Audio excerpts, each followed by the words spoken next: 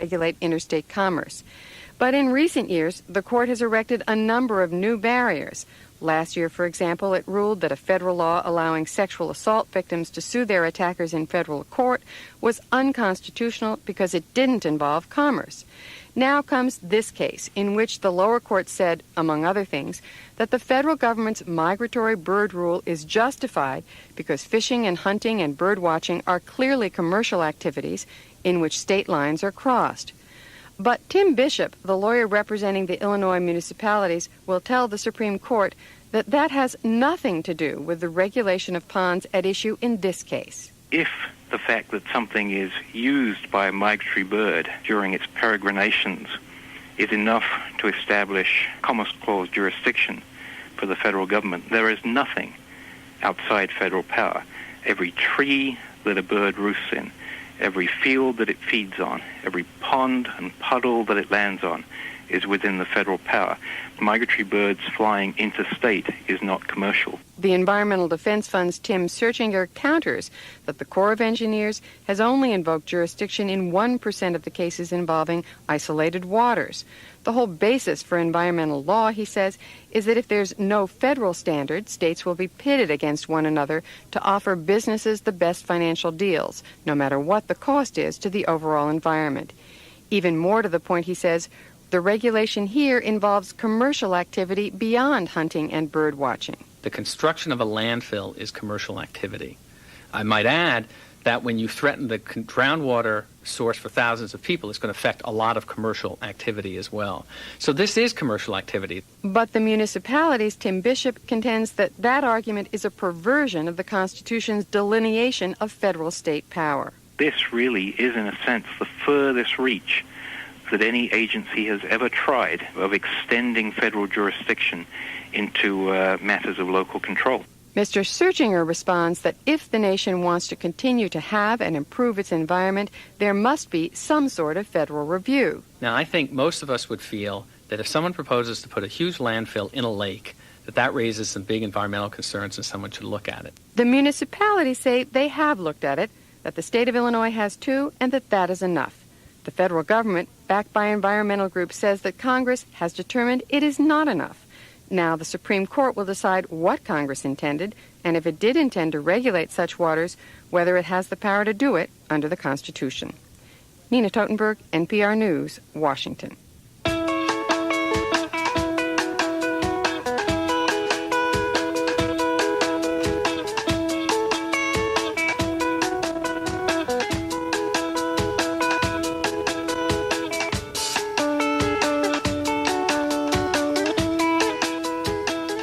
It's Morning Edition on Colorado Public Radio. Good morning, and coming up in just a minute, one Colorado high school student takes it upon himself to revitalize democracy at his school in Aurora. That's coming up in just a minute.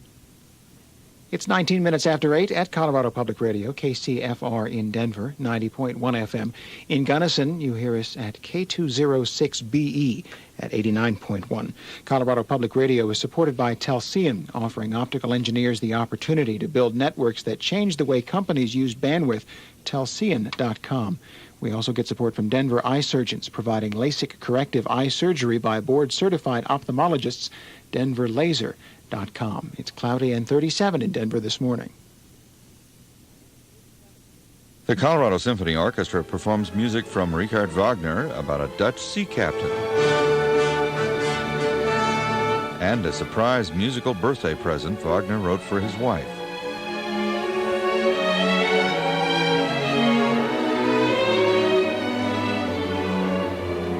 Flying Dutchman and Siegfried Idol on an encore broadcast of the Colorado Symphony on Colorado Public Radio. Tonight at 7.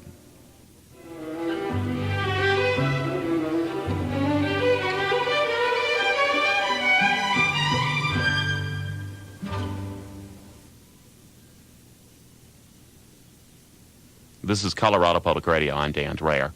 On November 7th, millions of Americans will go to the polls, but millions more who are eligible to vote won't bother, especially if they're young. Given that, it's rare to find a teenager who loses sleep over whether his fellow students will take part in democracy. Well, meet Aaron Brockfeld. It's so disheartening that people don't vote anymore. If I can raise the awareness here, even with 2,300 students at my high school, I could do more to preserve democracy than simply casting my own vote. Aaron's a senior at Eagle Crest High School in Aurora. He's trying to raise awareness by organizing a town hall meeting with local politicians. He thinks if students would just show up, they'd get more interested in government. We wondered what he's going through to fight apathy at Eagle Crest. We caught up with him one day before the town hall meeting. Aaron begins the day in his calculus class trying to spark interest in the town hall meeting. As you know, the election season is coming up. Last year, the election turnout was less than about 25%. In the last presidential election, it was only about 33%. These numbers aren't very encouraging. In fact, they're sick and wrong, which is why I'm asking you today to come to a town hall meeting tomorrow afternoon at about 3 p.m. in the cafeteria. There's going to be fun, thrills, and free food. So if you don't come to participate in the democratic experience, you can come for the sandwiches. Aaron's teacher lets him out early so he can get ready for a speech before the student council. He didn't run for student council, he says, because they plan too many social events that he doesn't care about, like homecoming.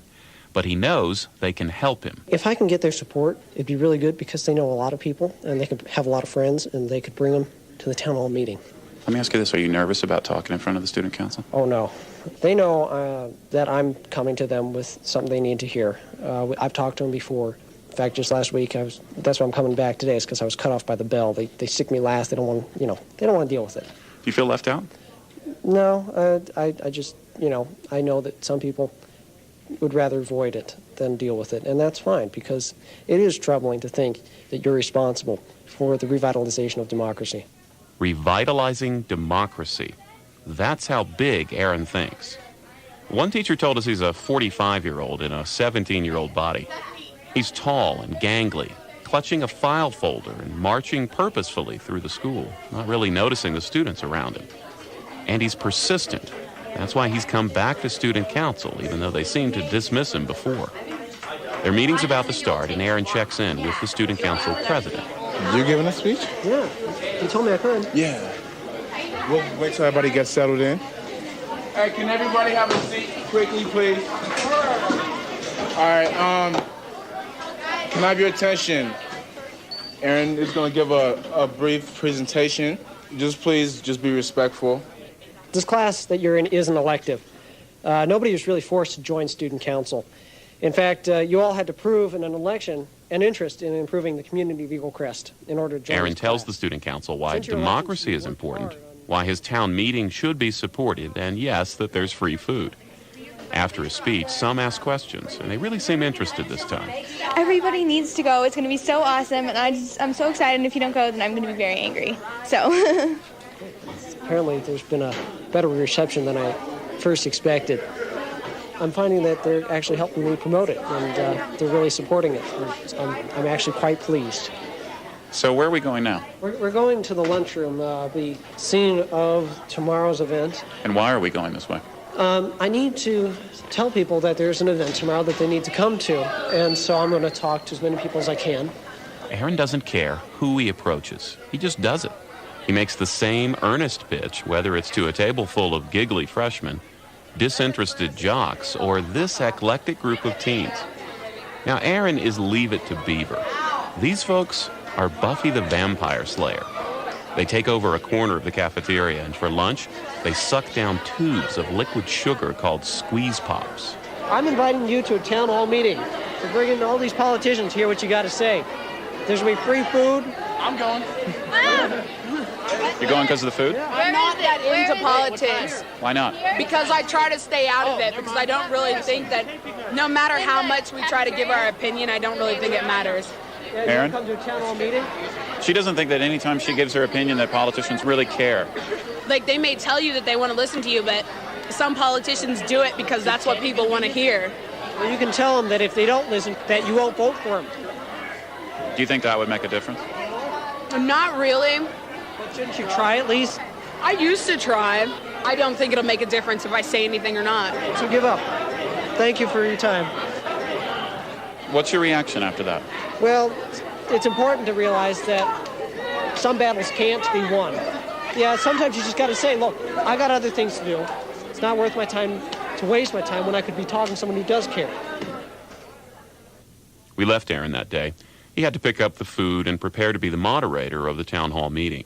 When we came back, shortly before the event started, Aaron still had lots to do and a few people helping him. Where are we going to put these? Let me show you. Aaron, you can just tell me. You've got phone calls to make. Right. Now go. And you're going to want to put them in alphabetical order. Okay, now go. Go, go. Okay. Where are we racing off to now? Well, I'm going to try and find a phone. I was just told that my mother called saying that she's getting inundated with calls from the guests who we invited, saying they don't know how to get here. We need to talk to you. Somebody's not coming. They're sending a substitute. Can I use the phone? Aaron finds out from his mom that a few of the panelists are unsure where to show up. He hurriedly makes some signs to put outside the school and then rushes back inside. Now we're heading back to the cafeteria to do damage control there. I hope everything's going okay. Already a number of people have taken their seats in the cafeteria. The student body president and others from the council are here. Even some of the skeptics that Aaron talked with at lunch have come. He invited a couple of people from the Aurora City Council, a state representative, a man who's running for Congress, and people from the Natural Law Party and Democratic Socialists of America. Aaron wouldn't let himself believe that anyone would show up. And now he's so keyed up from running around, he doesn't seem to realize that there's probably 100 people here. Excuse me. We're still waiting for a few people to show up, but in the meantime, please feel free to help yourselves some cookies and... yes, you get the idea. And there's a mad rush for the food. I just hope they stay for afterwards. Aaron waits for people to get cookies and then begins the program. I want to thank you all for coming out. This is the first town hall meeting at Eagle Crest High School. Aaron asked the panelists to talk about key problems facing society and how they would fix them. So they talk about water rights, the role of government in a free society, and voter apathy. Some stump for their campaigns. It's hard to tell if much of it's sinking in, but when Aaron opens up the floor to questions, many students raise their hands. In fact, there are so many questions, Aaron decides to break his own format. I was wondering how you guys would feel about maybe just having all our guests mix with you guys so you can just interact with them one-on-one and ask them the questions you want. All right.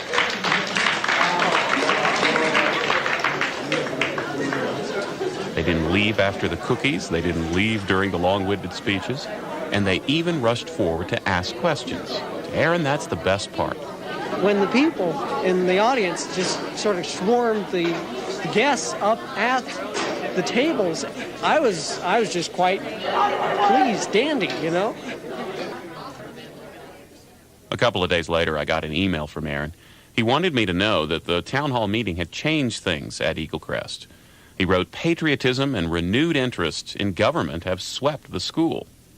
Now remember, only 100 of the 2,300 students at the school attended the meeting. But as we said, Aaron thinks big.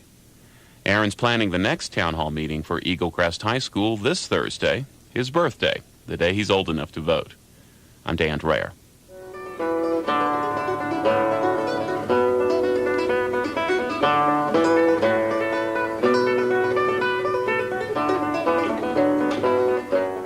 It's Morning Edition on Colorado Public Radio. Good morning. Coming up on this morning's program, another story with a Colorado connection.